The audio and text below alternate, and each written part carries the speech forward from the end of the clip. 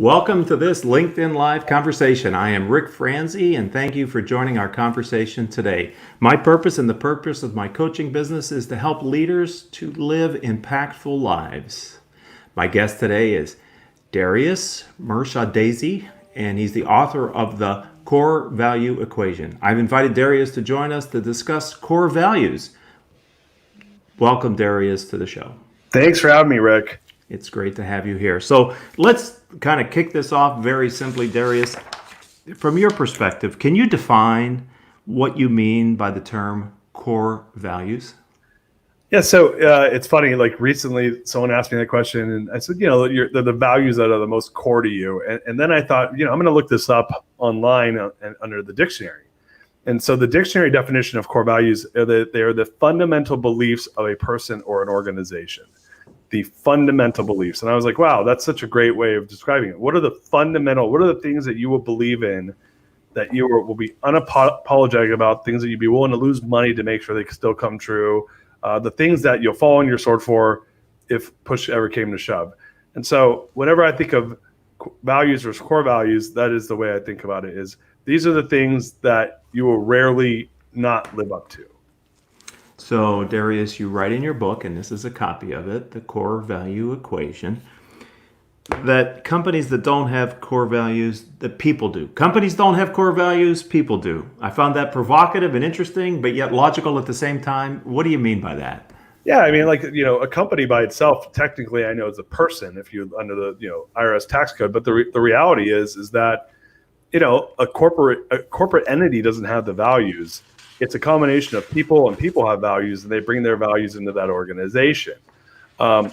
We have two choices. We have a choice either A, to define what's important to the organization at the highest level, to give people somewhere to point to and say, well, those are the values, those are the expectations, or we get to deal with what they're going to bring into the organization. So, companies in of themselves, they don't really have values. The people have the values, and if we're not intentional about the way we, in my book, I make the argument of discover, design, roll out, implement, and measure the values, then we just get what we get. And you're going to get a mixture of values. You're going to have all those different disparate tribes in your organization, and they're going to have their own little sets of values. And you get what you get, and hopefully it's good. Usually it's not, but it is what it is. And that's where I think there's so much opportunity to use values to really create results in your organization. That's what I found when I got to play around with values, and the more I played with it, the more important it became. Before long, it became what I consider to be the most important and valuable asset an organization has to really manage the business. And it's the foundation of the results of the business. It's interesting because in the opening to your book, The Core Value Equation, you sort of talk about waking up and not liking the company that you had created. Yeah, a lot of times as entrepreneurs, we build our businesses, or even as leaders, we build our businesses, and we have these, we ideate about what the future is going to look like. And so when we're really small, some people want to run a small business. I never really did. I always wanted to run a larger business, even when I had I didn't even know what that meant. I just knew I wanted to have a lot of people really doing into what I was into. And so, I didn't know how to do it though. So at first I did it just with, pure guts and glory. It was all around blood, sweat, and tears. And when you're small, you can get away with it because you're in the same room huddled next to people and rubbing elbows and exchanging oxytocin and serotonin and all these, chemicals between each other that we do when we're in a tribal type of environment, which businesses are. They're really just tribes of people coming together to create commerce. Mm-hmm. And so it worked really well. We grew, we had a great business, and we grew from myself to, I'd say 30, 40 employees pretty quickly. And this was, back in the early 2000s. And then I just started to notice that, I had these different rooms that people were in. And when I went into one room, it felt different than the other room, depending on who the leader was. And that was the first time I noticed that things weren't fully the way I had wanted them to be. And then we grew more. We grew from that 30 to about 60 people. And that's when the pain really started to kick in. That's when, I had 3 departments in the company, and one would light on fire, and I would go and, sit in there for a month and fix it, and then the next department would light on fire, and I would go in there and put out the fire for a month, and then I'd get done and fix it, and then there was a third department that would light on fire, and I'd go in and fix it, and then the first one that I had fixed 2 times ago was back on fire, and I go back there, and it was really frustrating. And I just noticed that people, we were very disorganized, and we just, we grew too fast, and the culture got diluted really quickly.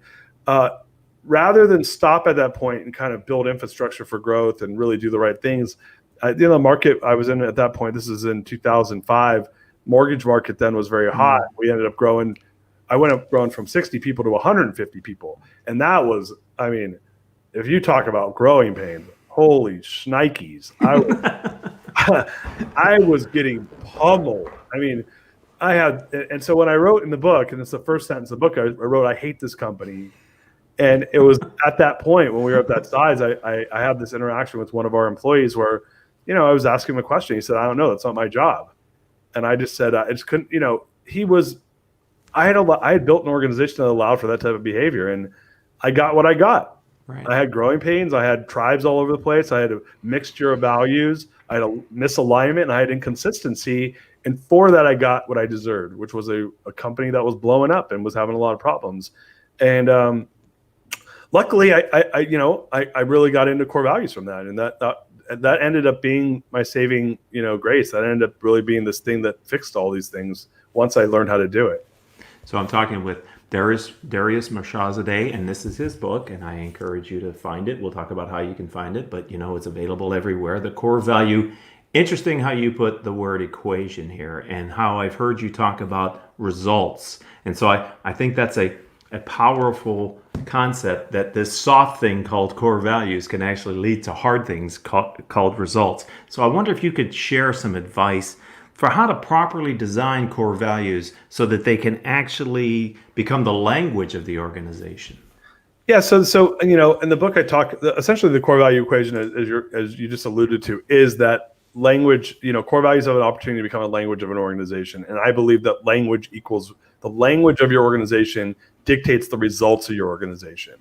The reason for that is this idea that language equals decisions, which equals actions, which equals results. And I went through a coaching program with David Zellman out of the Transitions Institute. And that's where I kind of tied all these ideas together. And for people that really believe that language is one of the most, if not the most powerful thing in the world, I believe language and words are very, very powerful when used properly. They've taken down countries, they've built nations.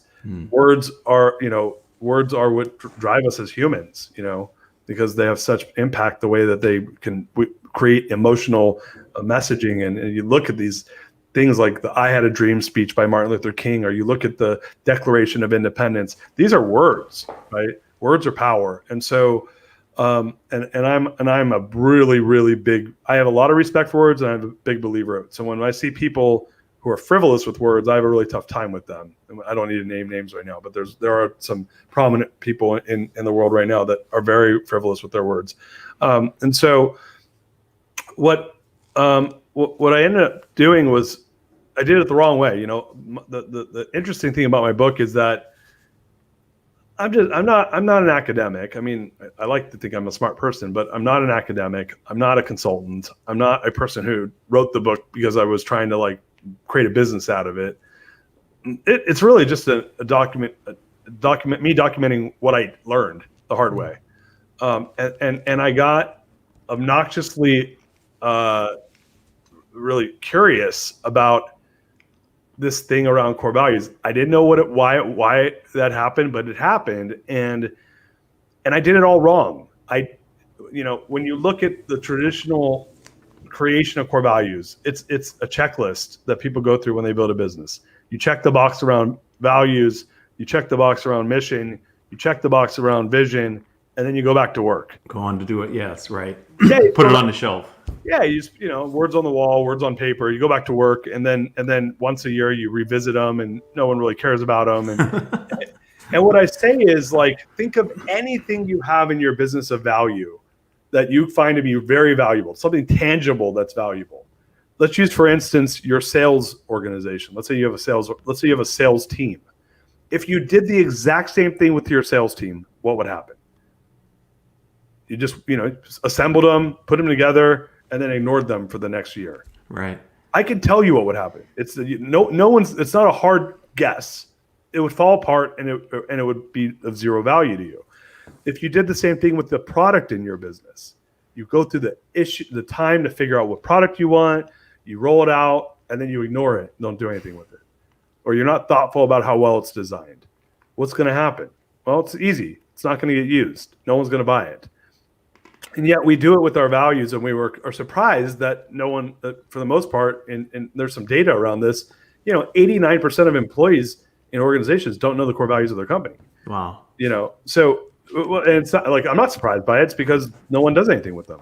And so I kind of went the other way, which was I had an organization where I didn't know my values, and I was the guy that created them. My team didn't know our values, and I had rolled them out, and they didn't do anything. And I started to play with them. I said, well, if I want to make them valuable, they have to be used, right? And if they're going to be used, well, how do I get them to be used? Well, I got to make them easy to use, and I got to make people want to use them, right? Because I can't force you to do stuff. I can't force you to use the values. You got to want to use them.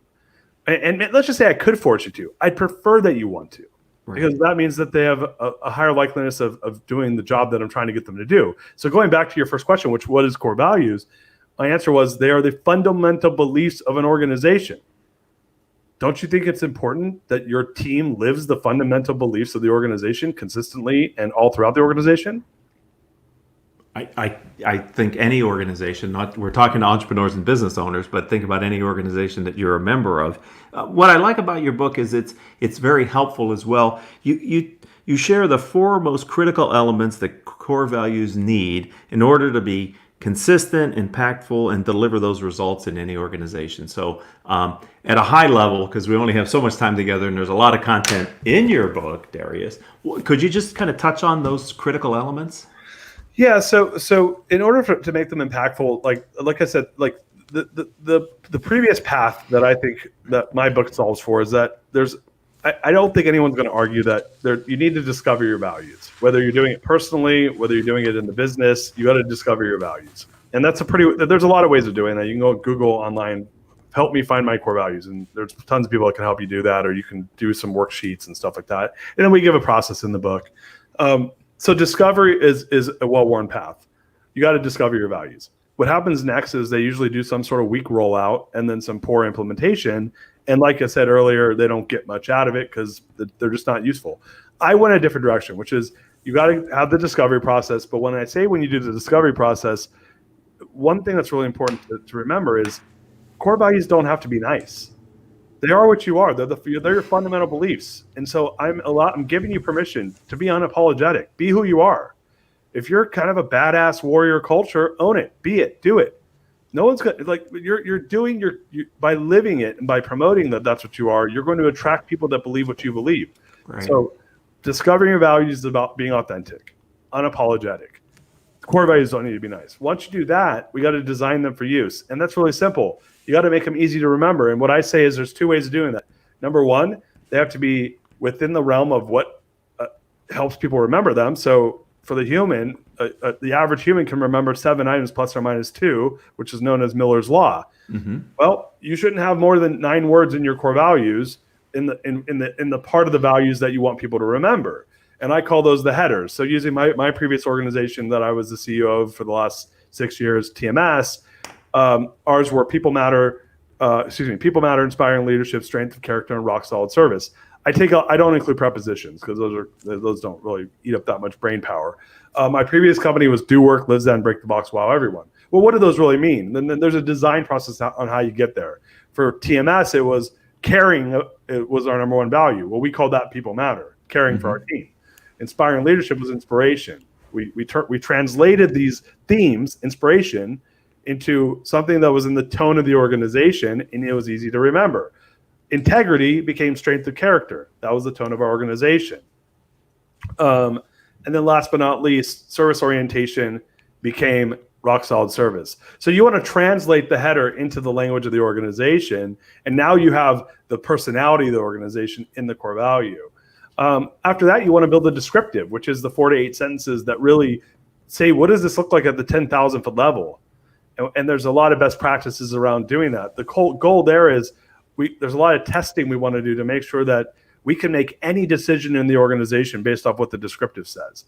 Because when core values are discovered and designed properly, you have one thing that I love, which is you have the ultimate decision-making engine. I can make any decision I want with our core values. They tell me the answer. You don't know how many times, Rick, we had tough things happen in our business. Me and my partners rip out the core values, read them out loud, and we knew the answer. Here's a trick. If it's an easy decision, you don't need to read your core values to make it. It's the hard ones where you got to read it, right? So once you've discovered and designed, well, now you got these great values. Well, what do you do? Just drop them in people's lap and go back to work? If you do that, no one's going to do anything with them. So we designed, in this chapter 6 in the book, we designed a really thoughtful, amazing rollout process. There's a friend of mine helped me build these, and we did it. We perfected it over 5 years, and it became an immersion into the language of the organization. When people left that, and this is the first day of work at our company, we just looked different. It was you knew you were at a core value driven organization. Like the word core values and how it applies to a business was no secret to anyone from that point forward. And by the way, that was their first day at work. And then, well, once I have that, I call that the core value wedding. Well, when you have a wedding, it's not like you have a wedding and then you ignore your spouse. No, that's called a divorce, right? Right. So after that is implementation. I call that the marriage. It's the nurturing. It's the ongoing relationship. And we talk about some very simple things you can do because, by the way, Rick, all this has to be really simple or else no one's going to do it. Right. So there's a Japanese word called shibui, which means there's complexity and simplicity. So all this is about, look, I know every business out there has got a day job to do. They're doing their business as usual. They're doing their day job. You go in there and start giving them a bunch of work to do around values and mission and vision, they're not going to do any of it. So you got to make it really simple and easy to do. And last but not least, the fifth thing I say is, well, why do any of this at all?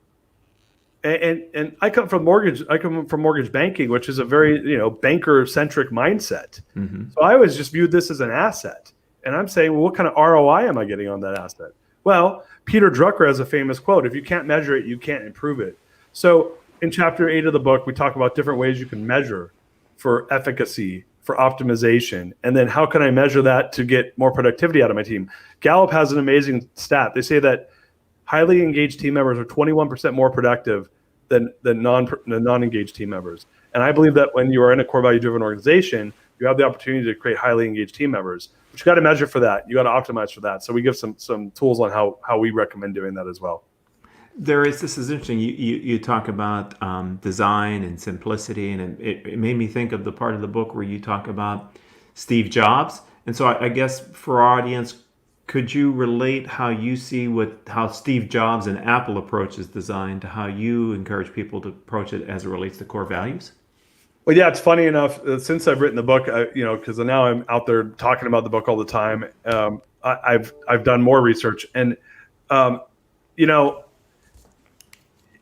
20 years ago, if I asked you how many pictures do you think people take per year, human beings, how many pictures do you think people took back then?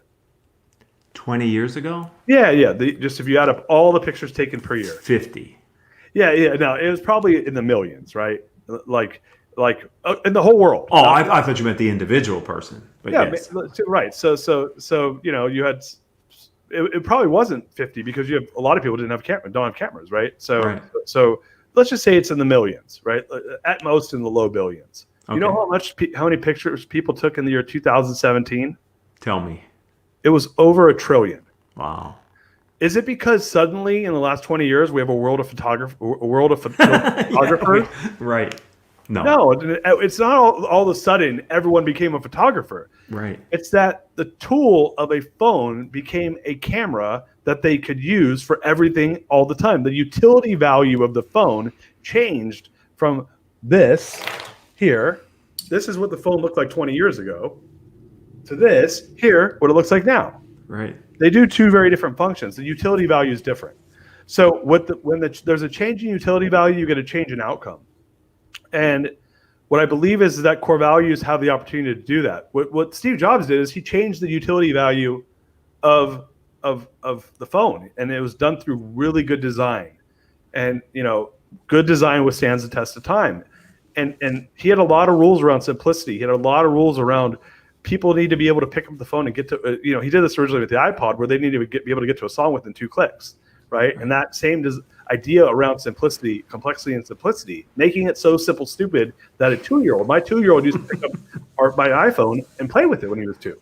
He could actually open it, turn it on. Right. And so why is that? Because it's so simple, anyone can do it. Yet we don't think about that we think about that with our products that we sell our customers, but we don't think about what's the most important product that we should be selling in our business. I'm going to tell you, it's selling the fundamental beliefs of your business to your team. That's the most important product you have, is to sell your fundamental beliefs to the team that's going to be in there living them and making them come to life.